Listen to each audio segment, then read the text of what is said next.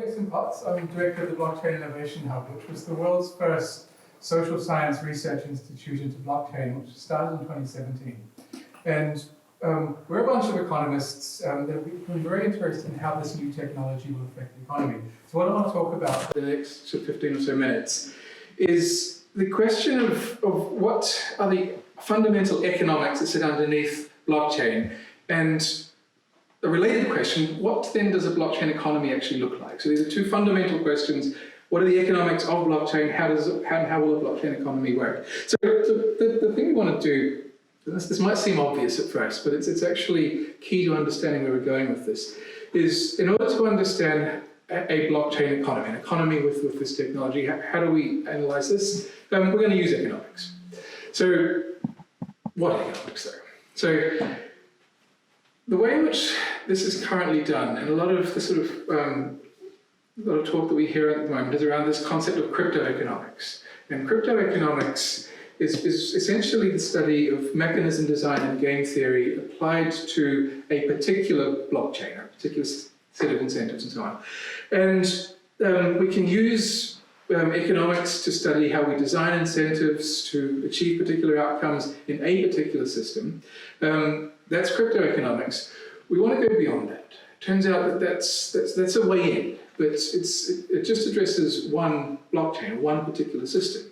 What we are actually interested in is not just one particular system, but all of the systems that come together to create an economy. So we want to try and use a different type of economics other than just using game theory and mechanism design to understand the blockchain economy. And for that, what we use is institutional economics. This is a branch of economics that is based around the work of Ronald Coase, Oliver Williamson, Elinor Ostrom, Oliver Hart, all of whom have won Nobel Prizes for this work. It also overlaps very strongly with a few other areas in economics called evolutionary economics, which is the study of an economic system as an evolving complex system of rules and technologies. It's the study of constitutional economics, which is the study of an economic system from the perspective of constitutional rules that underpin the foundations of an economic system. It's associated with the work of James Buchanan. It's associated with public choice economics, which is the study of the economic study of government actors, and fundamentally of Austrian economics, which is the study of the economy as a decentralized system of knowledge and information, and essentially trying to resolve a coordination problem.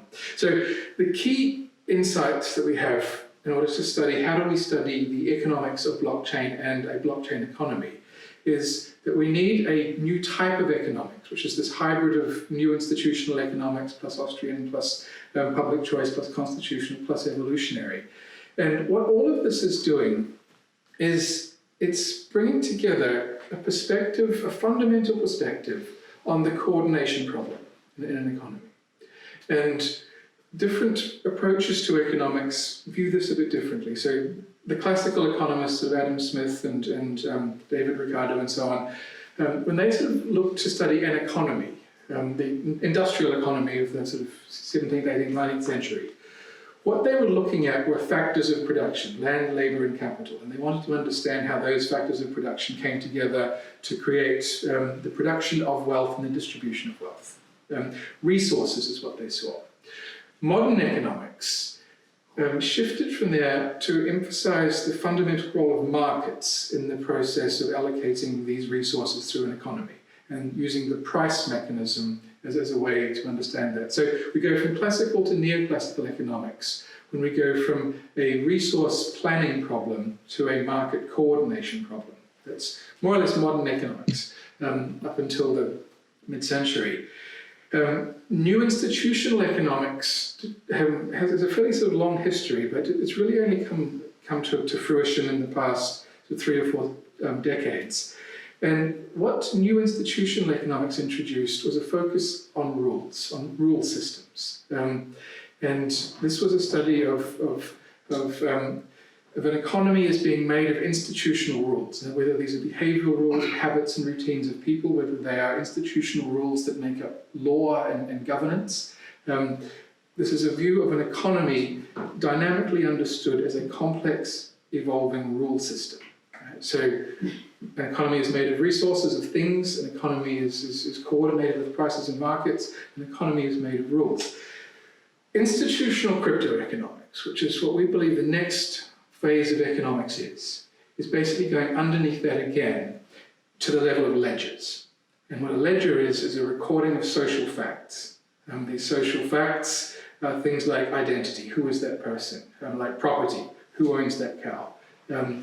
Things like contracts, what promises have been made between these people in respect of this property. So what we have there is an ever deepening of our understanding of an economic system that goes from an economy of things to an economy of markets to an economy of rules to an economy of social facts. And that's what the blockchain revolution is, in the sense of why is this technology so important to understanding an economy. It's a fundamental shift in the very way in which we record facts, intersubjective facts that create property and titles and contracting and identity and so on. We then build institutions out of that. That's the institutional layer. We then build market systems on that, which then creates resource systems. So this is not just a new technology like lasers or 3D printing being dropped into an economy. This is a fundamental constitutional shift in how economies work. And it actually requires a new type of economics to do this. That's what we're trying to build here. So we've called this institutional cryptoeconomics. This is the new field.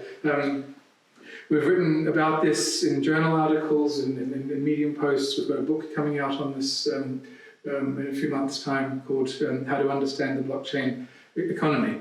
But what this really is institutional economics is the study of distributed rule systems in the economy, plus this new technology for recording facts and so on, is institutional cryptoeconomics. So the basic insight of institutional economics of people like Douglas North and Oliver Williamson and so on was, but fundamentally Ronald Coase, was that when transactions costs change, when the costs of doing things in a market change, what we expect is the organizational structure of an economy will change. Transactions costs shift, economies look different. More things take place in markets, fewer things take place in hierarchies. Economies evolve structurally when transactions costs change. What does blockchain do? It changes the cost of trust. And it's the same insight. When the cost of trust changes, what we expect is that economic organization, where things take place, the way in which we govern economic activity, whether it's in firms, markets, hierarchies, will shift. So that's the sort of core insight that we see institutional cryptoeconomics is revealing, is this notion that this new technology has come in. It has shifted the cost of trust. That cost of trust will cause structural change in economic organization everywhere.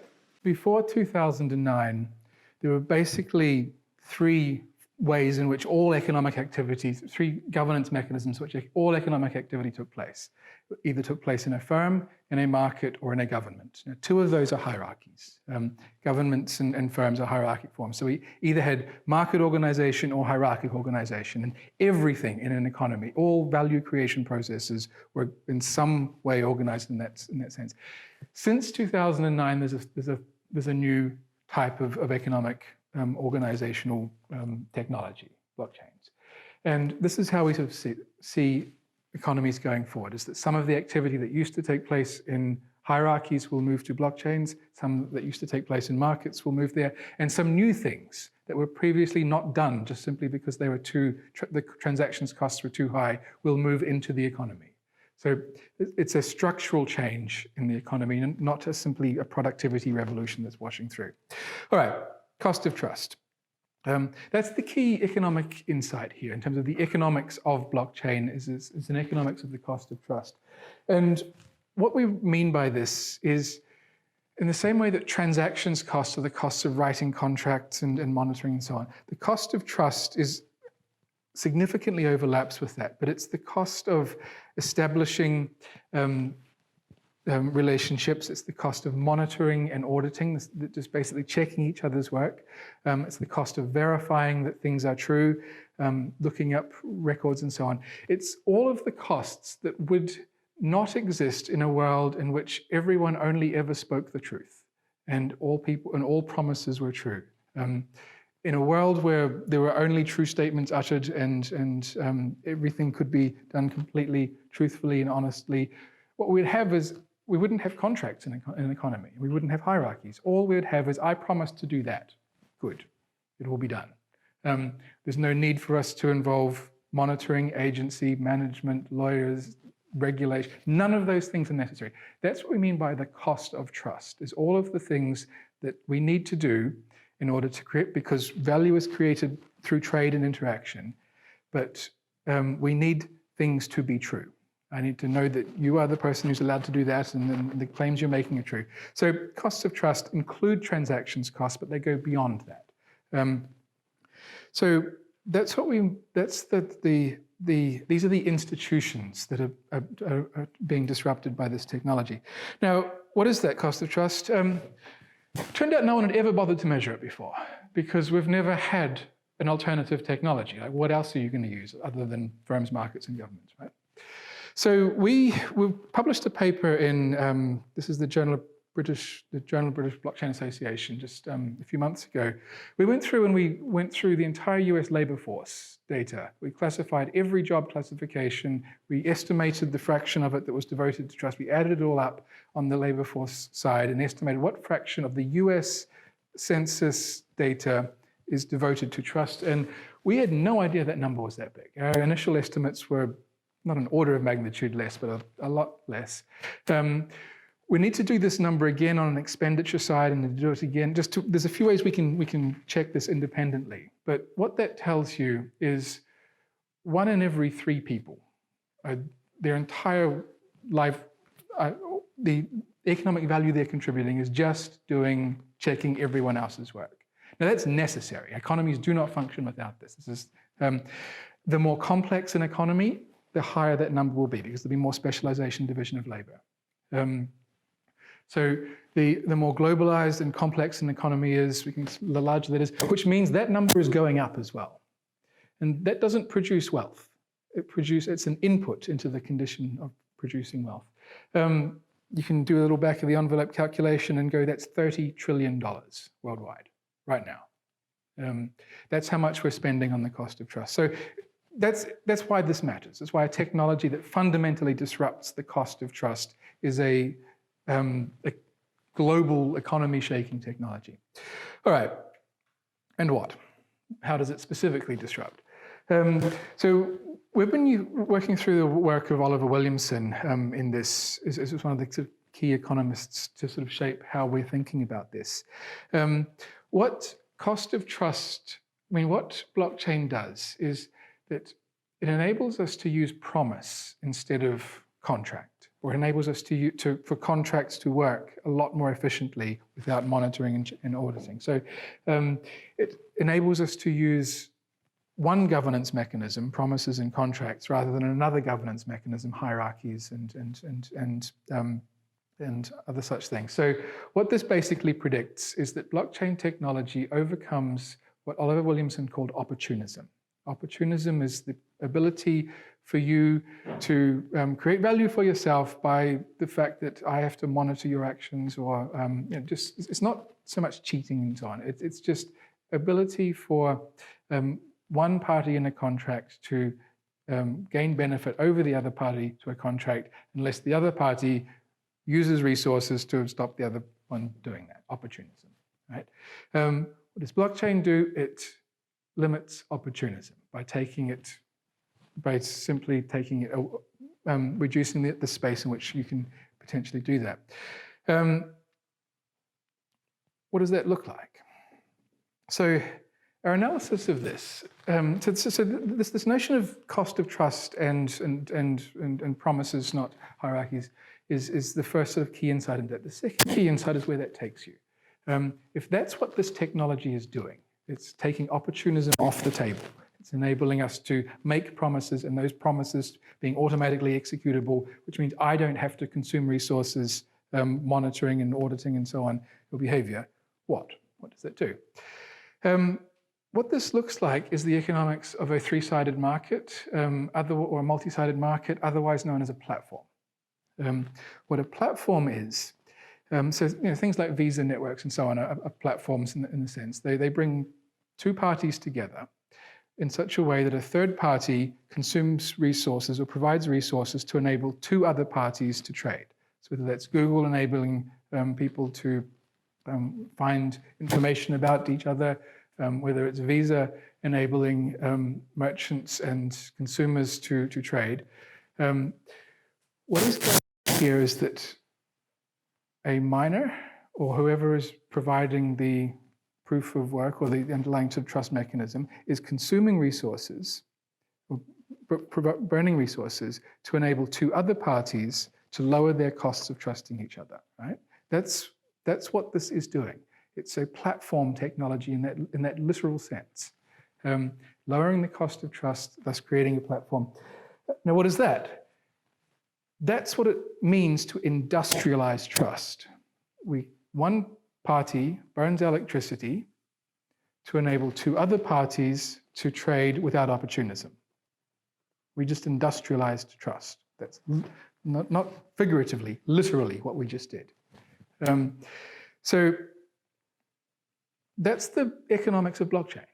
It's the next step in the industrialization process, but it's industrializing something that we've never been able to industrialize before to lower the cost to take opportunism off the table and thus lower the cost of contracting.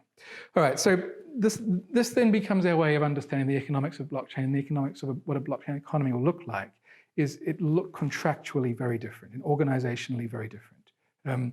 This is the rise of platforms, and this basically protocol-based platforms which are industrializing trust to enable promises to be made between parties without having to go via hierarchical organizations. Now, this is sometimes referred to as disintermediation, and that's sort of true.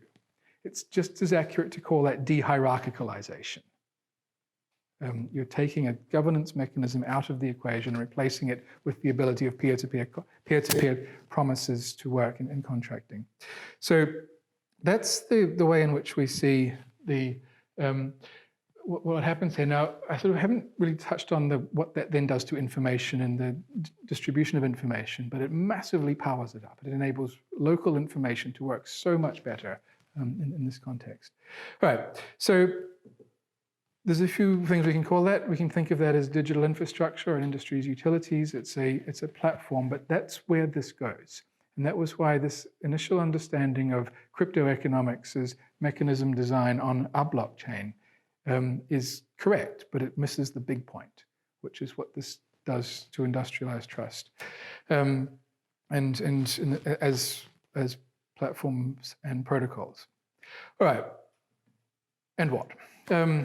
One implication of this, so that's the underlying economics. It's reduces the cost of trust and industrializes trust, enabling promises to work, overcoming opportunism. So what? Well, the first thing this does is it completely changes the way global supply chains work. And we're sort of starting to see a lot of this emerge already, but what effectively you have is that instead of having large firms sitting over supply chains where they are providing trust end-to-end over, whether it's over trade finance or verification of provenance or using brands to do that.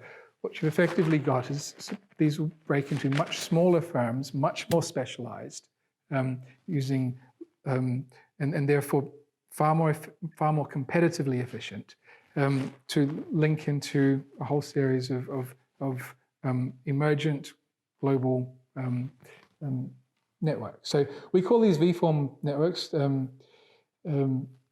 as a way to distinguish the rise of the sort of Chandlerian multiform large hierarchy that we saw grow through the 20th century. What we predict is basically a de-hierarchicalization process that will unfold, both reducing the value of large hierarchical organizations over supply chains, but also reducing the value of branding and other mechanisms that you use for trust. So there's a few sort of big obvious predictions that come out of this.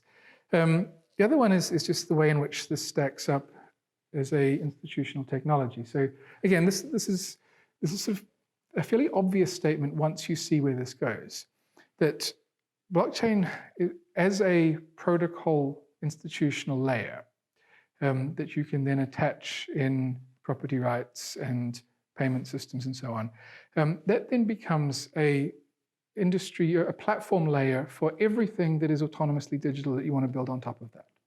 So again, this becomes a next generation infrastructure for a set of other technologies that will need to contract, that will need to be able to make direct contracting into that. So there's the sort of machine learning and Internet of Things and so on aspect of that. But the other thing is what happens underneath that is what this does to regulatory frameworks and law. You hard code them in. They become part of the platform. And that sort of hard coding regulation into a platform, this is something that from the Australian perspective, we've been particularly excited about this, because what this enables you to do is if you're in a jurisdiction that has high quality legal frameworks and effective regulatory frameworks, you can now export those. You can export them on the protocol platform, push it out. A merchant in Chongqing and a merchant in, say, Mumbai can trade with each other using Australian law without ever having to go via Australia. Australia can export its legal and regulatory institutions, as can Singapore, as can Switzerland, as can America. America's been doing this for a long time in terms of tax law, but it's one of these things that I think this is what sort of globalization 2.0 looks like. It's not just the classical economists looking at resources and minerals and things moving around the world. It's actually institutions that are now able to be exported and coded up and compete with each other in that space. So this notion of blockchain sort of as the infrastructure for autonomous digital technologies up, but it's also infrastructure for institutional technologies below. That's the layer it's playing. What does that give you? Whole new types of markets emerge. So the one that we're particularly excited around is just, we're generally calling this data markets, but it's essentially the idea that you have essentially self-sovereign property rights. If any information that you can put into a cryptocurrency transaction and send, that's a secure communication and double spending problem solved. It's also a property right, because I can prove that I had it, and now I can prove that I don't have it. We can control that, but it's a self-sovereign property right rather than a central register government property right. So the reason that data markets emerge here is because of what blockchain is able to do to property rights in this same context. So we're very excited about what this is going to do to the health sector. I think the health sector is basically made of just data transactions, and the prospects of having these things being organized through markets rather than being organized through large hierarchies is a potential source of huge productivity gains and innovation in that space. Self-sovereign blockchains. This was an idea that we've been thinking about as well in terms of the way in which you can spin up your own abilities to project and prove claims and statements about yourself, about shared information. So this whole notion of thinking of this as a platform, as a platform infrastructure that can be spun up to create property rights and trade infrastructure and regulation and governance, fit for purpose, and at whatever scale needs to happen. That's the sort of the direction this goes.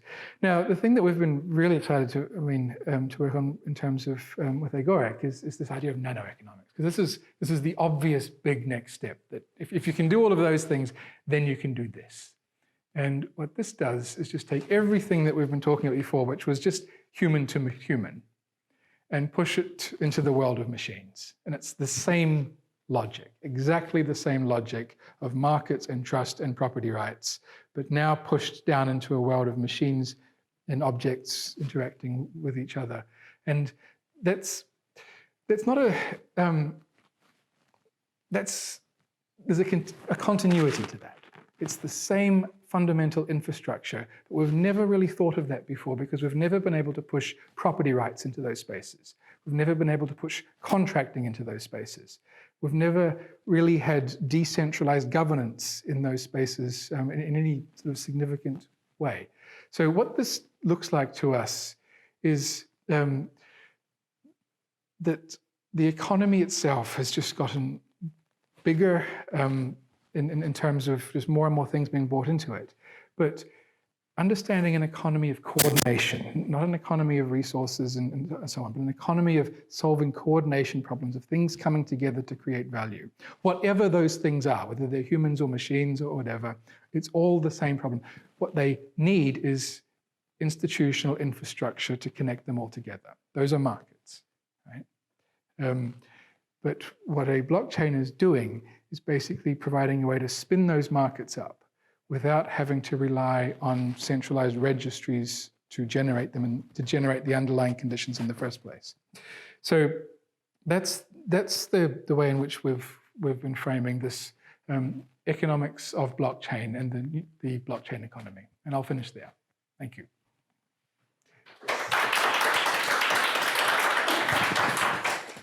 So I'm not going to take more than just a couple of minutes to just explain a little bit. Jason has given us a wonderful overview of the models and the theoretical frameworks that we're working with. I just want to explain what we could do with those models and why we think it's such an exciting space to be in from both an academic and a really practical sense. So as Jason mentioned, we're the world's first social science research center into blockchain technology. We're a group of economists, sociologists, political scientists who believe that this as an institutional technology is not and should not just be the domain of engineers and computer scientists, but we actually need social science research to not just help understand the consequences, but to help guide the technology and help provide, hopefully, some insight about not just mechanism design, but corporate strategy and so forth. And so that's our mission, and that's what the RMIT Blockchain Innovation Hub was set up to do.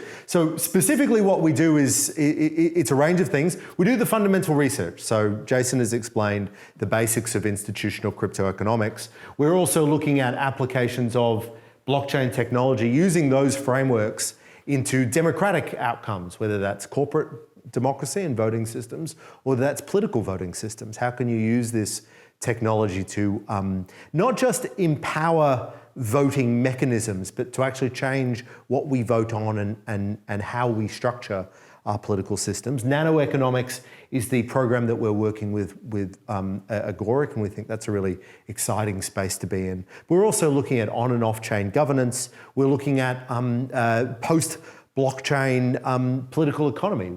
Once these changes occur, how does it change the relationship between citizen and state? And of course, we're working with a very large group of firms across everything from supply chains to health, all the way to crypto cities, geospatial economics. We're working with the legal sector as well. Just trying to identify not just how blockchains can be used, but how will it shift those economies.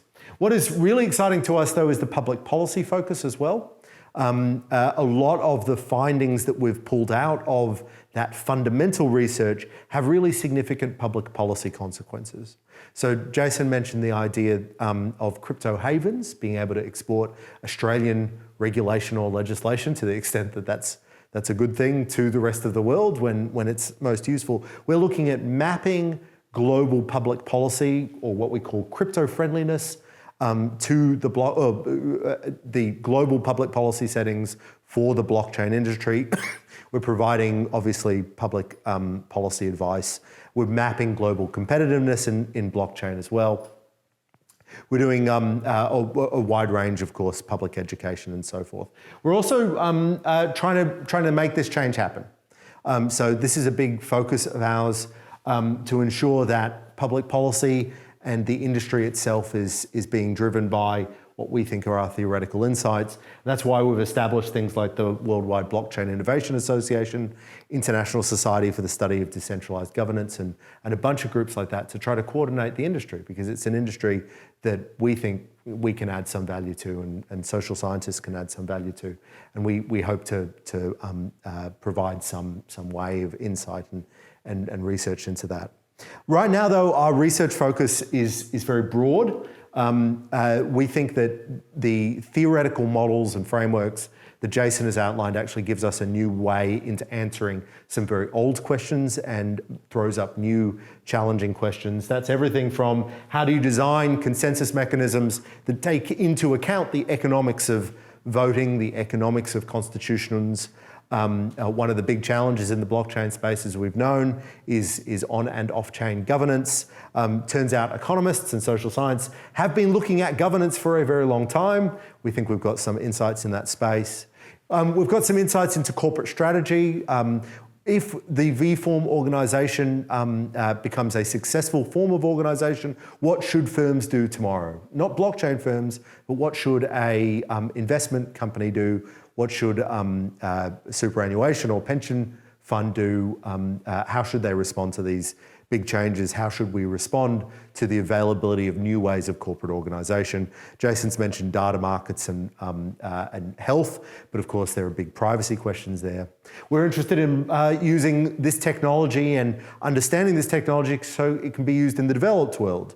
It's all well and good for us to be able to export Australian institutions, but what if people want to make a choice of Australian or American or Chinese or or European Union institutions in countries that have very broken institutional settings?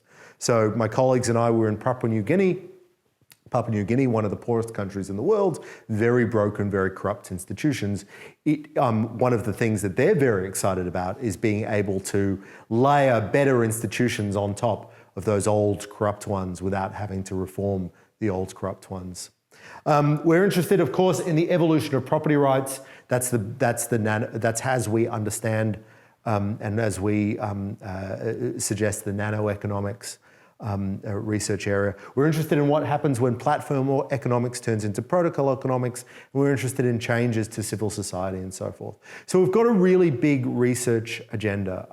It's a very exciting research agenda, and it's based on a very rigorous model, a collection of frameworks and a model about the future of the economy. Everybody thinks they know where the future of the economy is going to go, from blockchain to AI to 5G. There's a lot of predictions about the future. We think we've got a model. We think we've got a rigorous model that can be applied and has real insights into the future of the Australian economy, the economy of the United States, the global economy, the economy of cities, the economy of machines. So thank you for the opportunity to speak to you today.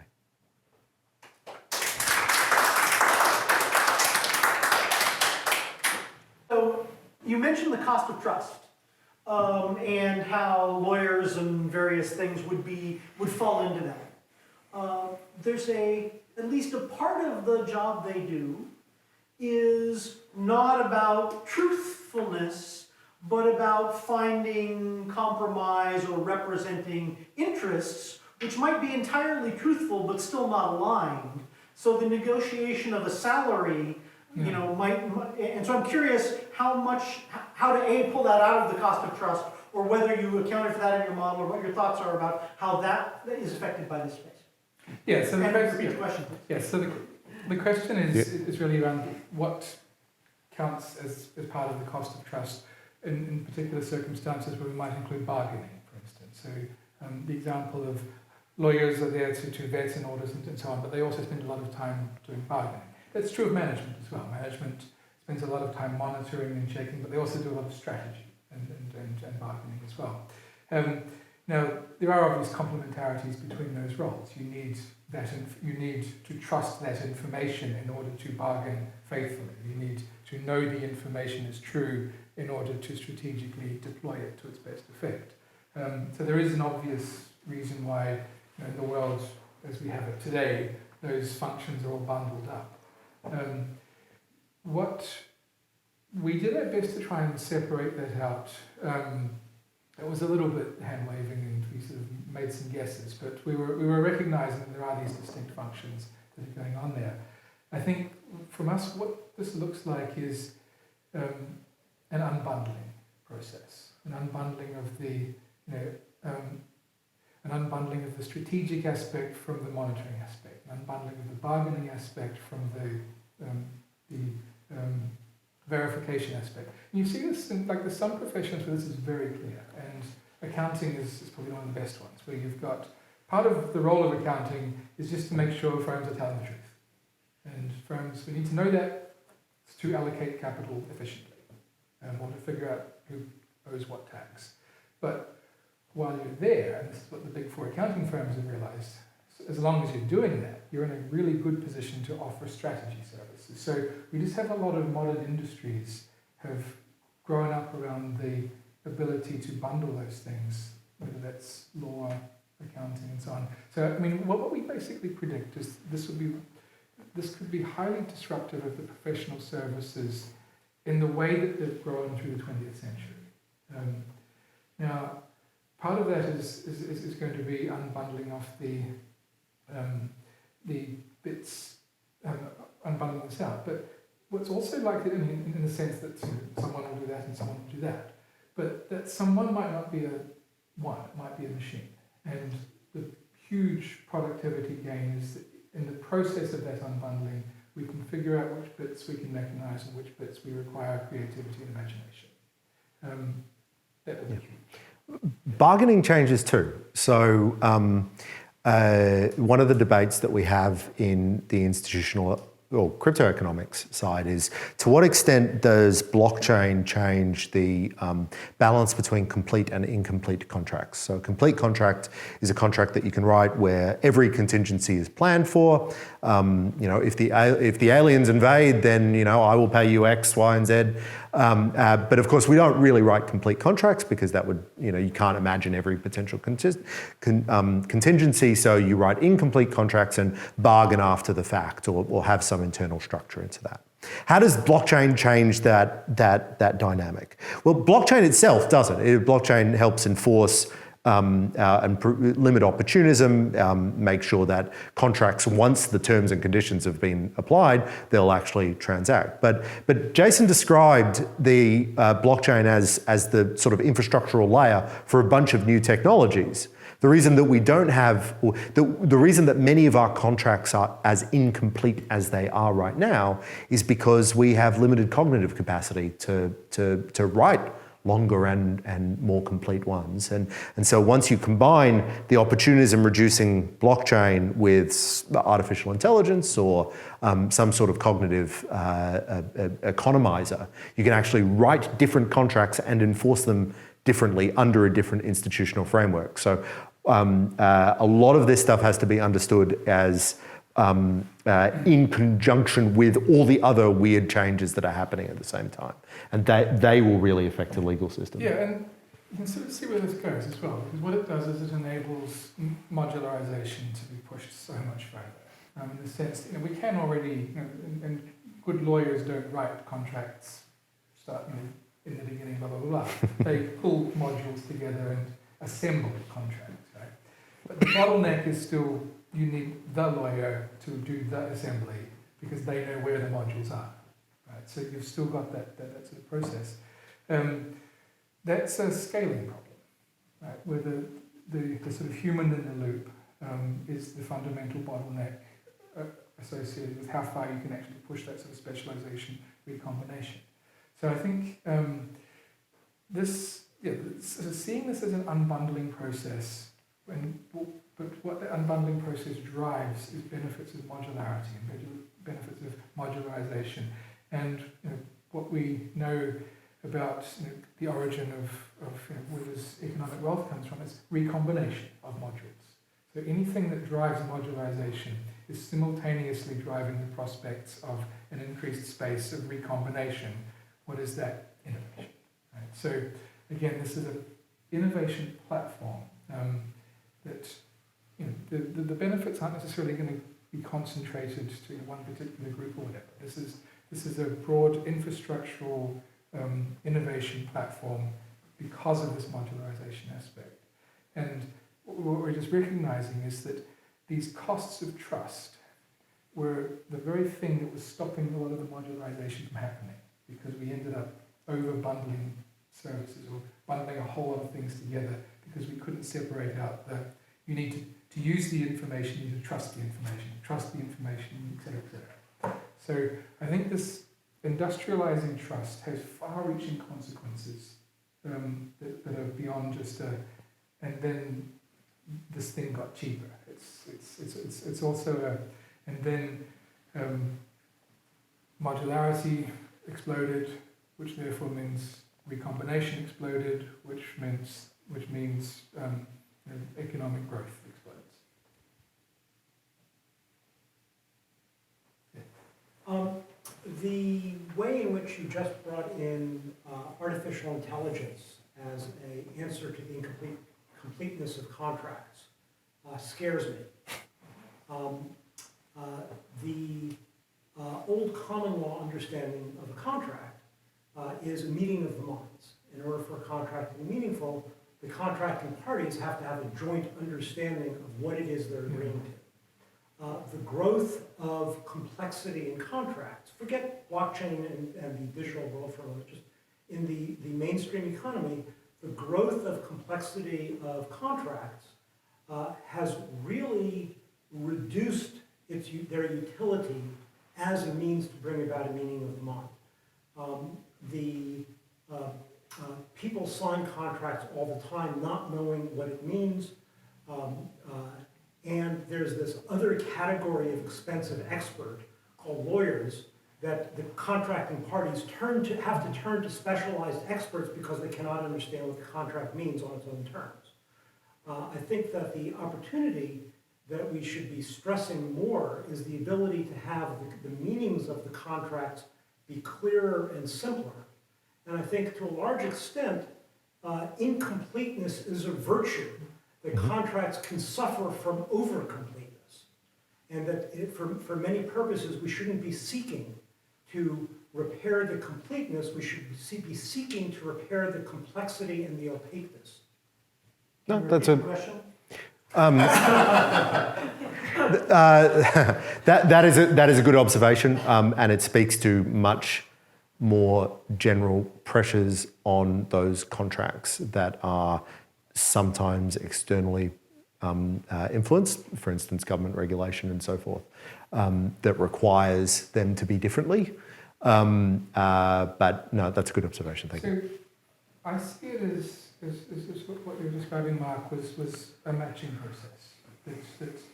The current way we do contracts in the world is pretty inefficient from a matching perspective. That I'm not seeking to contract with a vast number of people because I don't know who would potentially trade with me on these various things. So we have matching markets emerge to bring people together when we kind of already know what they're trying to do. And the market and protocol itself can provide can offload some of the ambiguity or the context into that. If you're here, you're here for this. So I think what we haven't really explored yet is how far matching markets can be pushed. I mean, how much more of a society's economy and organisation can actually be built with matching markets. So I mean, I sort of see it in that sense that. And the other thing that's going on there is that we tend to overuse lawyers and other sort of expensive professional services for dealing with the checking and just ensuring that you are who you say you are, you've got the asset that you claim to be trying to sell, etc., as opposed to doing the difficult bargaining, meeting of the minds, is this what you really meant, and so on. So we possibly just simply misallocate a lot of our valuable lawyering and resources because we're spending so much of them on cost of trust. But yeah, it's an interesting point. Yeah. So there's an issue that's seems to have started at the start of the internet, where the cypherpunks and the crypto-anarchists were saying that the internet was going to be this new home of the mind, and that the physical world and the current governments had no jurisdiction over this new home of the mind. And you see a similar thought process pop up between blockchains and the physical world. And I think you both had mentioned the possibility of using blockchains as institutional technology in areas of the world that don't necessarily have good institutions. So I'm curious as to what your thoughts are and how the institutional technology meets the road, and how it actually can handle violence, physical violence, and things like that. Yeah. So there's two questions bound up in there. This is the question of how a sort of self-sovereign institutional technology can exist in a world of physical violence and so on, and how you square that sort of Hobbesian problem in that space. Two things. One is, what is striking about the development of the blockchain and cryptocurrency space is how community-driven it is. Like it came out of the open source software community. It's a lot of the values that are underpinning it are not anonymous people on the internet. It's a community that's coming together to try and do a thing and build a technology together. There's a real commonsing aspect to this that shouldn't be overlooked. All commons have this problem of how you punish free riders and how you deal with that. So what I think is going on is we haven't figured that one out yet. What does punishment look like in this world? Can you do on-platform punishment? Now, because off-platform punishment we can, we call them cages, right? You just put someone in a cage and we're done. Or we can use fines, but fines need to be enforced. How do you enforce them? Cages, right? What blockchain punishments, I think we've been talking about this a lot, and will look like, is basically this banishment. Historically, the way you do punishment before the invention of cages was you banish someone from joining the community. And I think that that notion of being sort of kicked off a platform, you say, well, if it's a communication platform, if it's just a social messaging thing, well, then I can't talk to my friends. That's sad. If my assets are on that platform and I'm off the platform, I've lost my assets. Right? So there's a difference between a communication platform and messaging versus an infrastructural platform that holds property rights and wealth and value. A threat of banishment from that is equivalent to a threat of confiscation of your assets. That's a fine. Right? So it's I think we'll get there, and I'm pretty sure that's the way it'll work. It might not be banishment completely, it might be timed out for a while, but the way the punishment is working is it's basically a fine, you're losing your assets and economic property rights, and that loss of property rights is being protocol governed. Now, we're only a few years deep into this. I imagine this will be the big sort of political discussions that are going forward on this. But I think the mechanism will be that the value is on the platform. The punishment for bad behavior on the platform is not just banishment of you, and all of the value that you've got on that. The flip side of that is the reward for good behavior is that you get to join the platform. Right? So again, I think that the analog of this is actually possibly quite similar to a lot of citizenship discussions and things like that. But I think that is the right question to ask. We're still very early in this space, but it's not going to look the same way. That it's not going to be done with cages. I sort of see it very briefly as a subset of just a more general interface question. So we deal with this in the supply chain. So you put information about a good onto a blockchain, who says that that information was correct at that given time? If you've got a little QR code sticker and you pop it on the beef and it goes to China, well, what if someone took the sticker off and put it on something else? And we've got ways to deal with that, and we are developing ways to deal with that. Working on a blockchain, if you could in any way spend your whole life on Bitcoin, yes, theoretically you'd be away from all government, but they could knock on your door because you've got hidden assets, or they could prevent you taking the money out and converting into fiat currency. These are genuinely really big problems that we have to deal with again, those second layers of institutional technologies. And the story that Jason is explaining, that tells you that the big interface question here is about the interface between the blockchain world or the internet world and identity.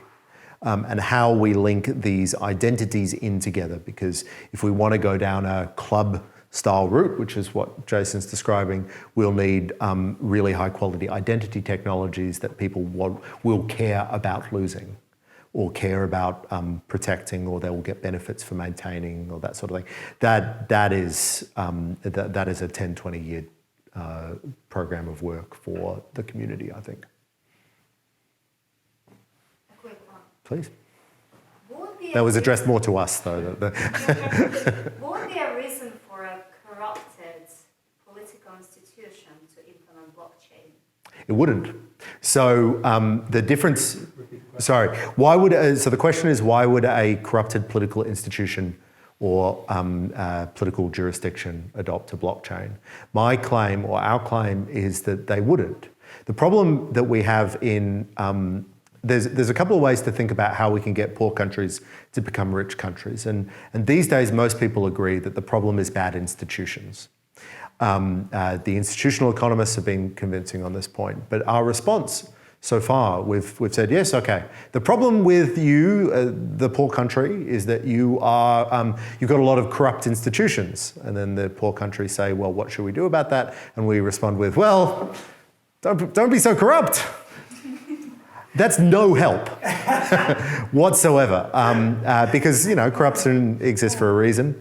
And until now, our only response to, say, a corrupt legal system has been reform the legal system. That's really hard because there are rent seekers and people get benefits out of the bad legal system. We suddenly now have a technology where you could choose, for instance, to enforce a contract in the old corrupt legal system or on a blockchain or any number of blockchains.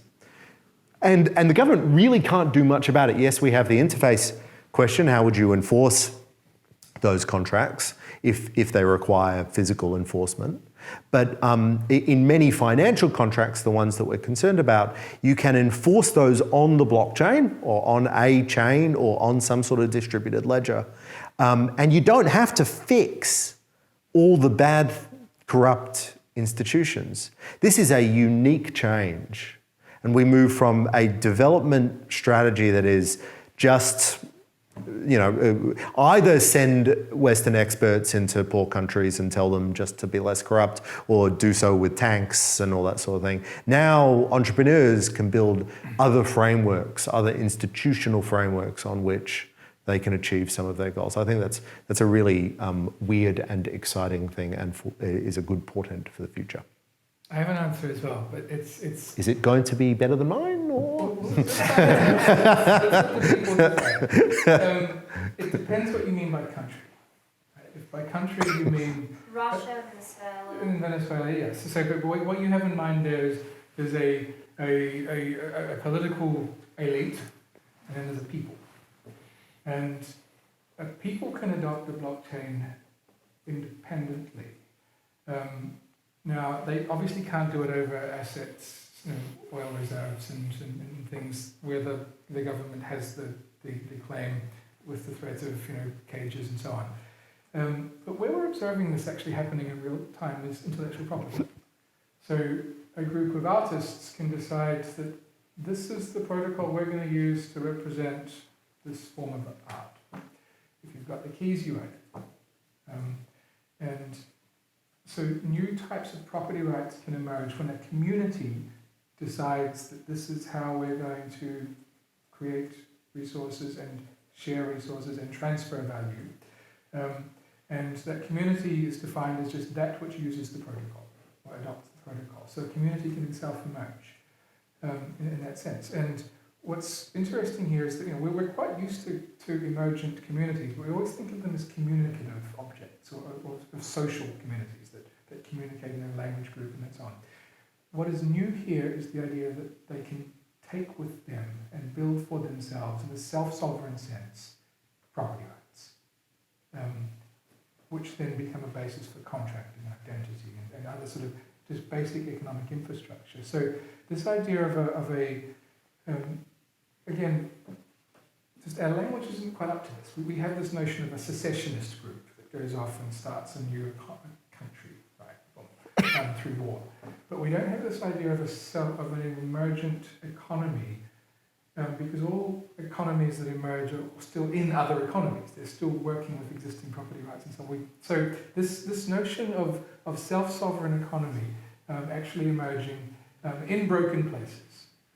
But also in perfectly well-functioning places. But the reason intellectual property is an interesting thing to study is intellectual property works really well in countries. It just works really badly between countries. So whenever you have, just because cost of lawyers, right? Just for that reason. So whenever you have low-cost intellectual property sort of, that wants to be global, this is an obvious sort of type of thing to emerge in that space. Now, what do you call that? Is that a country? It's a community of people that are doing governance and they've got money and they've got a native money and a native platform and property rights and those are all of the things that we normally think of as they don't have United Nations representation, but short of that, we're kind of describing the emergence of a country. So I think that notion, one of my colleagues, Trent McDonald, has spoken about this in terms of crypto secession, this idea that what we're observing here is a new sort of community making of economies by self-chosen constitutional rules. That's a technology-enabled thing that we haven't really ever seen before in history. So, yeah, interesting to see where this goes. You're up. The way you speak about intellectual property in particular has me puzzled. I certainly believe that this technology is going to give us systems of property rights that are much stronger, much less corruptible, much more flexible than anything we've seen before. But the phrase intellectual property generally is talking about the scarcity of use of information made public. And once information is revealed, there is no technology that can prevent its retention and further distribution.